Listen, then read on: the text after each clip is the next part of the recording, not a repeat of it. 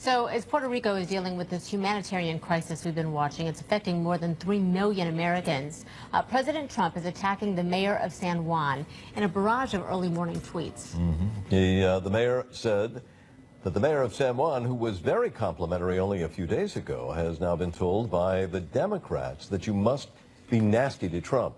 Such poor leadership ability by the mayor of San Juan and others in Puerto Rico, it's another tweet, who are not able to get their workers to help. They want everything to be done for them when it should be a community effort.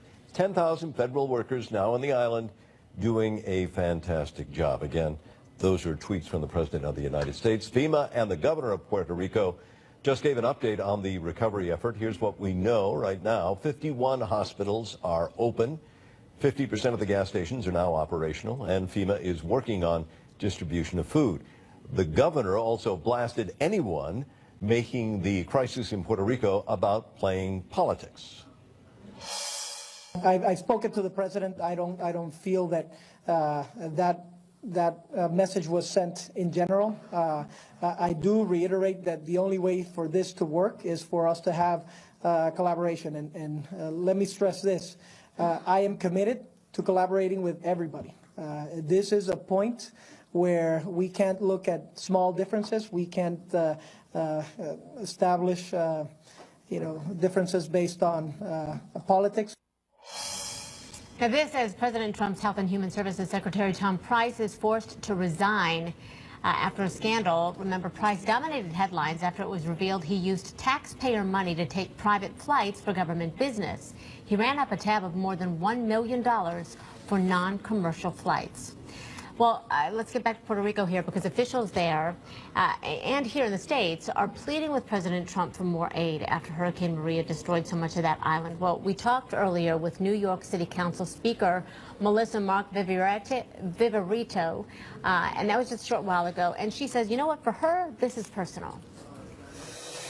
This is serious. This is about life and death. This is about lack of preparation, lack of planning, lack of appropriate response. This has to be acknowledged. We all knew this hurricane was a Category 5 and catastrophic. We all know Puerto Rico is an island. We all knew it was going to be a direct hit. So all of that should have led to a level of preparation where the next day resources and boots were on the ground. There is not an appropriate response, and there has to be an acknowledgement. Now what we need to do is save lives, is to have more federal workers there and more troops on the ground. We only have about 10,000 between troops and relief workers, when there were 40,000 in Florida with Irma, when there were 30,000 in Florida with Harvey. This is not an appropriate response, and that has to be acknowledged. So we need much more of seriousness. We need President Trump to basically pull away from his fragile ego and not making this about himself, to get out of his golf course cocoon and get to work. He needs to be in charge. He needs to take control. He needs to demonstrate some level of empathy over what is happening. The tweets this morning are despicable, are deplorable, are not statesmanlike at all. And we need some level of understanding that there is going to be a seriousness given to this crisis. This is a catastrophe that has never been seen, not only in Puerto Rico, but also, I'm sure, within the context of the United States. And we need an appropriate response. We need someone that is going to stand there and say, we are going to give you everything that you need. We're going to make this possible. We're going to make sure that we work with you to save lives. We need some sort of understanding of what it is that we're going through as a people. Now, there's also a restaurant owner who is doing everything he can to help his former home in Puerto Rico. Elmer Pasapera broke down a bit here as he explained what he knows his family is suffering, and he shared an emotional message for the president. They need help. All the consumable goods. There's no water, no electricity, as you've heard. The other issue is that the communications, families that are there can't reach out to the families that are outside of the island, and vice versa. Have you physically spoken to family? I have. I was able to get in touch with my cousin who lives in Bayamon. And how are they emotionally dealing with all of this? Destroyed. Destroyed?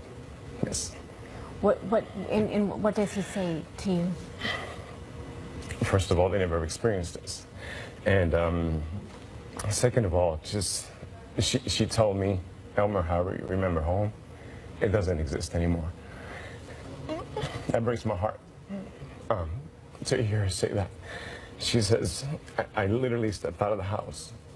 I walked a couple of houses down, a couple of blocks, looked around. She says, I live in a different place.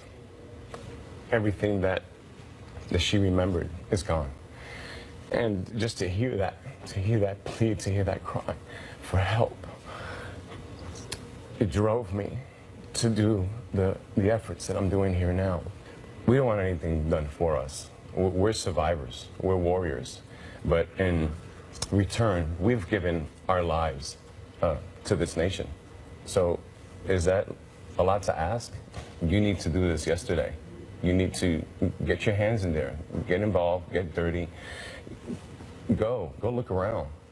See how the people are dying right before your eyes. You know, this is not just, we're not talking about a very small crisis or a period of a couple of days. There's an outcry, there's an outbreak. And Elmer is collecting food and water and supplies that are being sent to his family there and to everybody who needs it in Puerto Rico. Joining me now, CNN political analyst and senior White House correspondent for Bloomberg News, that's Margaret Talev, political reporter Matthew Nussbaum, CNN political commentator and former Republican Lieutenant Governor of South Carolina, Andre Bauer, and CNN senior media correspondent, Brian Stelter. Good morning. Thanks to all of you for being here. Andre, let me start with you. The president accusing the mayor of San Juan of poor leadership in response to this disaster. It's an interesting point since there is some debate about who is really the poor leader here. What's your reaction? Well, my reaction is I'm a states' rights guy. Look, I believe the federal government has a role and a responsibility to come in and help, but local leadership is supposed to lead, not the federal government. And so it really falls on the backs of the people that have been elected. And make no mistake, resources have been given.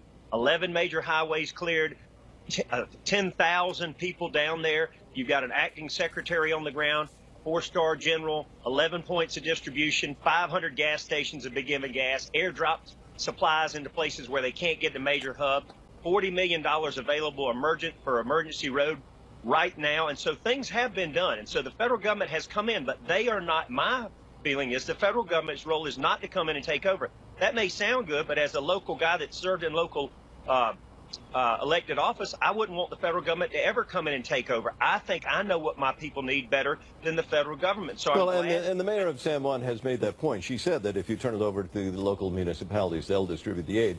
But the point is, it's the president of the United States who should be sort of reassuring the people of Puerto Rico. Instead, he's picking a fight with the mayor, and it makes it sound like he's being highly critical, saying they, and I presume he's referring to the people of Puerto Rico, only want us to do everything for them. Well, keep in mind, the mayor is the one that actually struck first. Here the president is doing everything he can. Two other major catastrophes here recently, and my house was flooded 4 feet. I didn't call the federal government. I didn't ask for help for anybody. I helped myself. I realized theirs is much worse than mine.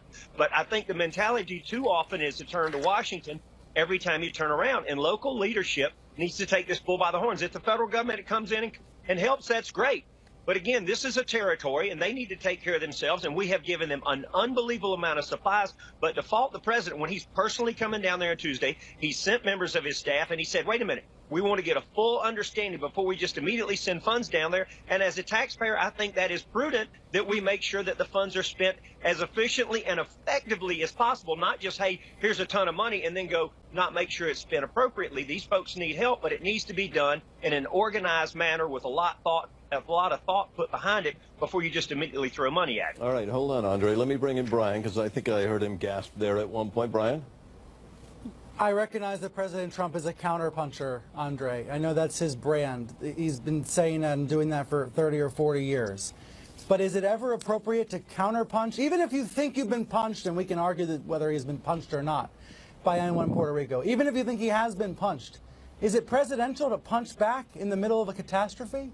It's presidential because Donald Trump did it, and he's the president, and he's not following what Don't do the circle. He is a CEO businessman that is changing Washington, and I elected him. He's not even in Washington today, Andre. He's at his golf resort in New Jersey. Yesterday, talking about Tom Price, he said, I didn't like the optics of Tom Price flying on private jets. Well, then he flew on a private jet, a military plane, of course, to his golf resort. What about those optics today? He's in the same place he was last weekend. Now he's there again this weekend. You don't like it, work against him in the next election. You didn't want him to get elected before. The people of America are sick of the same old thing going on wherever it is. Most Americans actually are opposed to this president, and many Americans think he's a racist. He has a race problem. And when he tweets about Puerto Rico saying that they need a handout, he actually makes his race problem worse. And when he does that from his golf course in New Jersey... No, you keep drilling and beating that, but he's the president, and it's going to be the same tomorrow. So I hate it for you, but he's your president, too. All right, hold on, both of you, because we're going to take a break. There's obviously a lot more to talk about.